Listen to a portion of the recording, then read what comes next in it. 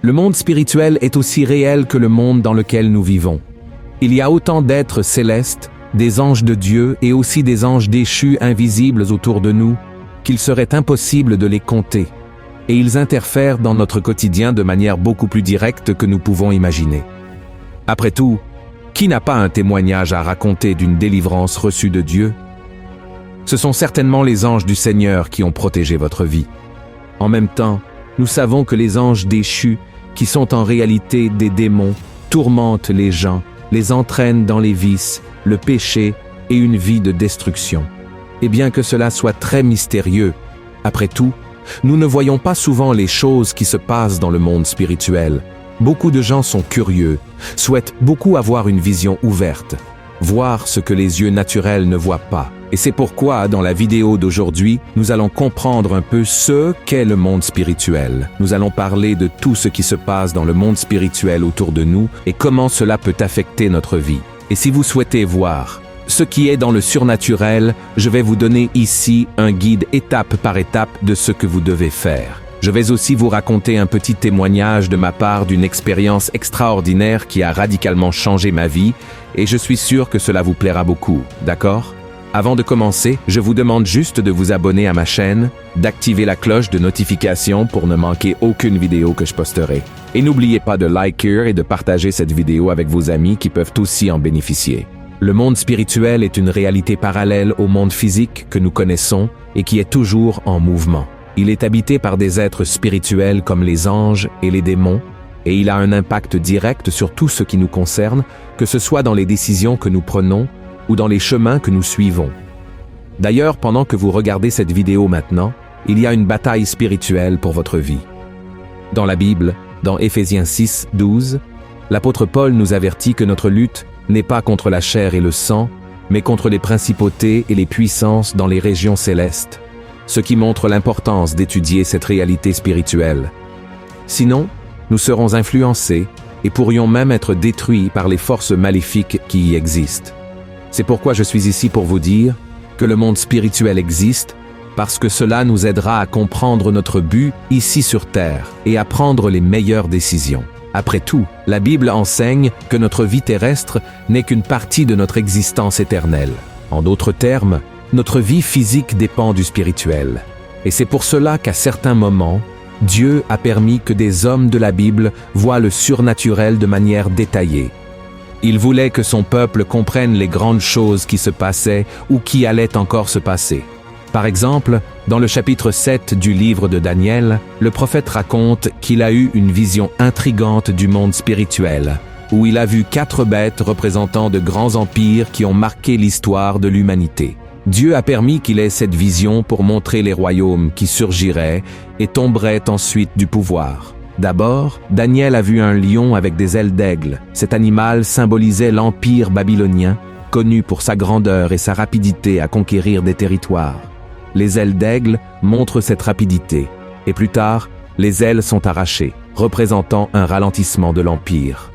La transformation du lion, pour avoir un cœur humain, suggère un changement de leadership pour être plus humain et moins injuste, ce qui s'est produit lorsque Nabuchodonosor a connu la puissance de Dieu. Ensuite, Daniel a vu un ours représentant l'empire médo-perse. La position de l'ours se levant d'un côté montrait qu'une partie de l'empire était plus forte que l'autre. Les Perses étaient plus dominants que les Médo-Perses. Les 3 côtes dans la bouche de l'ours symbolisent les principales conquêtes ou territoires que cet empire a dévorés. Ensuite, Daniel a vu un léopard avec 4 ailes et 4 têtes. Cette bête était liée à l'empire grec, célèbre pour les rapides conquêtes d'Alexandre le Grand. Les 4 ailes et têtes représentent la vitesse impressionnante des conquêtes et la division de l'empire entre les 4 généraux d'Alexandre. Enfin, Daniel a vu une bête terrible et forte qu'il n'a pas pu distinguer ce que c'était. Cela est très courant parce que dans le monde spirituel, il existe des êtres qui n'existent pas dans notre monde. Cette bête était une représentation de l'Empire romain. Elle avait des dents de fer et 10 cornes, symbolisant la brutalité et la force avec laquelle cet empire écrasait ses adversaires. Ensuite, une petite corne surgissait et disait des choses arrogantes. On croit que cette corne n'est pas encore née et qu'elle pointe vers la naissance de l'Antéchrist. Frères, ces visions de Daniel montrent comment de grandes puissances sont apparues et ont disparu et comment ces événements ont affecté le peuple de Dieu au fil des temps. C'est une partie de la Bible remplie de symboles et de significations. Je sais que ce n'est pas facile de tout comprendre, mais c'était une manière pour Dieu de révéler de manière didactique tout ce qui allait encore se passer. Et en plus de Daniel, d'autres prophètes, comme Ézéchiel, ont également eu l'Esprit de Dieu dans leurs expériences grandioses, merveilleuses. Ézéchiel, par exemple, a eu l'honneur de voir le trône de Dieu avec des détails impressionnants. Il a vu 4 créatures incroyables, chacune avec 4 visages et des ailes, représentant la capacité de Dieu à être partout. Selon la vision, ces créatures sont accompagnées de roues brillantes et pleines d'yeux, qui symbolisent que Dieu voit tout.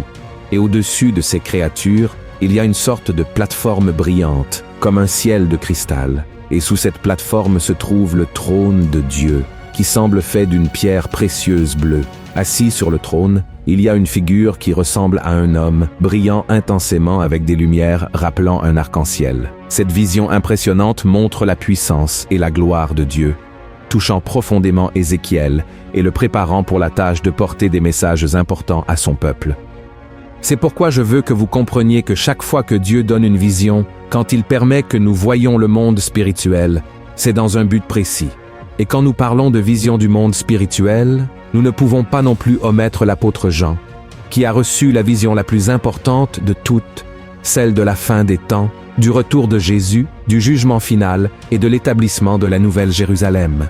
Tout ce que Jean a vu a été enregistré dans le livre de l'Apocalypse et sert de promesse de restauration, un message d'espoir pour nous chrétiens. Mais il est important que vous sachiez que les visions spirituelles ne sont pas restées dans le passé. Aujourd'hui encore, de nombreuses personnes voient des choses de ce monde parallèle et leurs témoignages sont percutants. Je me souviens que je traversais un moment très difficile dans ma vie et je demandais à Dieu quel appel il avait pour moi. C'est alors que Dieu a utilisé la bouche d'une prophétesse et Dieu a commencé à me parler à travers elle. À ce moment-là, Dieu a dit que je serais pasteur, que je prêcherais à des foules au Brésil et en dehors du Brésil. Et c'est alors qu'un ange est apparu devant moi et c'était la plus belle chose que j'ai jamais vue dans ma vie. Il a mis une couronne sur ma tête et à ce moment-là, Dieu m'a dit que dans cette couronne, il y avait beaucoup et beaucoup de pierres précieuses qui seraient les vies que je gagnerais pour le Seigneur. Frères, ce fut une expérience marquante, et si je n'avais pas été en train de prier en langue à ce moment-là, peut-être que je n'aurais pas supporté. Le don des langues à ce moment-là a servi à m'édifier et à me donner la force de supporter, peut-être, cette grande gloire que j'ai vue. En même temps, j'ai entendu beaucoup de récits de personnes disant qu'elles ont vu des choses désagréables. J'ai entendu, par exemple, des gens dire qu'ils voyaient des singes sur les épaules des gens, comme une sorte d'oppression spirituelle. Dieu a permis que la personne voie cela pour qu'elle prie pour cette personne qui était opprimée. Et si vous traversez un type d'oppression, n'ayez pas peur, ne désespérez pas. Remettez simplement votre vie à Jésus. Repentez-vous de vos péchés. Et la Bible dit que Dieu enverra des anges pour protéger ceux qui hériteront du salut. Frères, en outre, il est très courant de voir des gens dire qu'ils ont vu des serpents dans le monde spirituel, des araignées. Tout cela représente le diable. En effet, beaucoup de gens disent qu'ils ont vu des chiens très grands, des chiens féroces, et chaque fois que cela se produit, c'est l'œuvre de l'ennemi, d'accord? Ce n'est pas l'œuvre de Dieu, parce que Dieu est un Dieu de paix, un Dieu d'harmonie, un Dieu qui ne cause ni peur ni panique chez les gens. Et c'est pourquoi je vous ai dit que nous sommes au milieu d'une bataille spirituelle. Nous devons mettre l'armure de Dieu pour nous protéger contre les attaques spirituelles. Et croyez-le ou non, frères, savez-vous qui sont les personnes qui ont ces visions de créatures maléfiques dans le monde spirituel? Ce sont généralement celles qui, dans le passé, ont eu une sorte d'implication avec l'occultisme, le spiritisme, la magie noire et même le saint. Et maintenant, elles se sont converties et marchent avec Christ. Et alors, que se passe-t-il? Dieu profite d'une porte que le diable a ouverte dans le monde spirituel pour cette personne dans le passé, pour qu'elle soit une lumière et une bénédiction dans la vie des autres personnes. Mais il y a une chose qui doit être très claire. Frères, la vision du monde spirituel ne se produit pas tout le temps. Méfiez-vous des gens qui disent voir des anges partout, que Dieu révèle des choses tout le temps, car cela n'arrive pas. Cela n'arrive pas. Nous devons comprendre que lorsque nous lisons dans la Bible quelque chose, un récit spirituel, cela peut avoir eu lieu après une longue période.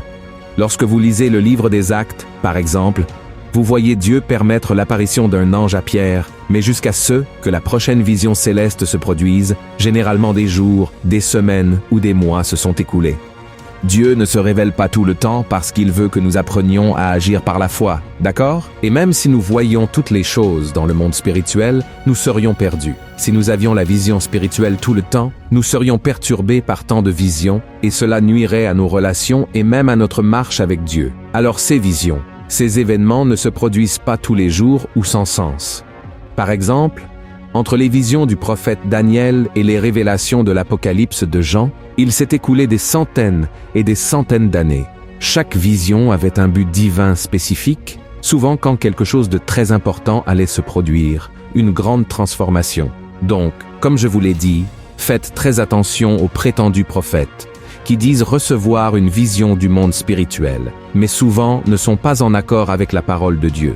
Restez ferme dans la parole, ne placez pas votre espoir dans ces choses, ne courez pas après les prophètes.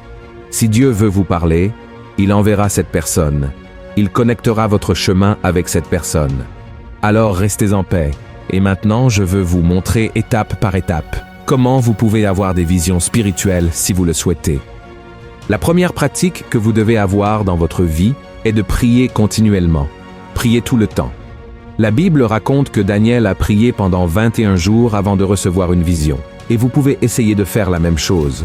Mais votre objectif ne doit pas être seulement cela. Vous ne devez pas prier pour avoir des visions. Vous devez prier pour avoir une relation plus profonde avec Dieu et une meilleure compréhension de sa volonté. Amen. Ce que vous pouvez faire est un jeûne.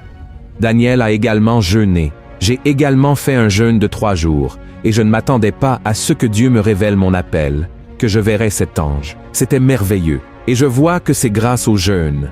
Le jeûne est une forme de purification. C'est une manière de vous consacrer davantage, et cela vous aide à clarifier votre esprit, votre cœur, vous rendant plus réceptif au message du Seigneur. D'accord? Et enfin, et non des moindres, vous devez étudier la parole. Essayez de lire plus la Bible, essayez de méditer sur la parole du Seigneur, jour et nuit, et la Bible dit dans le psaume 1 que lorsque vous faites cela, vous commencez à prospérer dans tous les domaines, et Dieu commence à se révéler à vous de manière très spéciale. D'accord, frères? Et bien que je vous dise que ces visions ne se produisent pas fréquemment, je sais qu'elles se produisent au bon moment, dans le temps de Dieu. Tout cela est pour vous renforcer dans votre marche. Par exemple, vous êtes là au Gethsémani, suant du sang, souffrant énormément, et la Bible dit qu'un ange est apparu et a commencé à le réconforter. De même lorsqu'il a vaincu Satan dans le désert, alors comprenez que Dieu campe toujours les anges autour de vous. Il prend toujours soin de vous, même si vous ne le voyez pas. Comme je l'ai dit, nous, chrétiens, devons vivre par la foi. Nous devons faire confiance au Seigneur avant tout et ne pas mettre notre confiance dans l'homme, mais chercher en Dieu la véritable, la première révélation qui est déjà dans sa parole. Et à travers la prière, Jésus ouvrira vos yeux et vous fera comprendre tous les chemins et plans qu'il a pour votre vie. Amen. Si vous avez aimé ce message, partagez-le avec vos amis et votre famille et abonnez-vous à ma chaîne. Que Dieu vous bénisse puissamment et je vous attends dans la prochaine vidéo. Amen.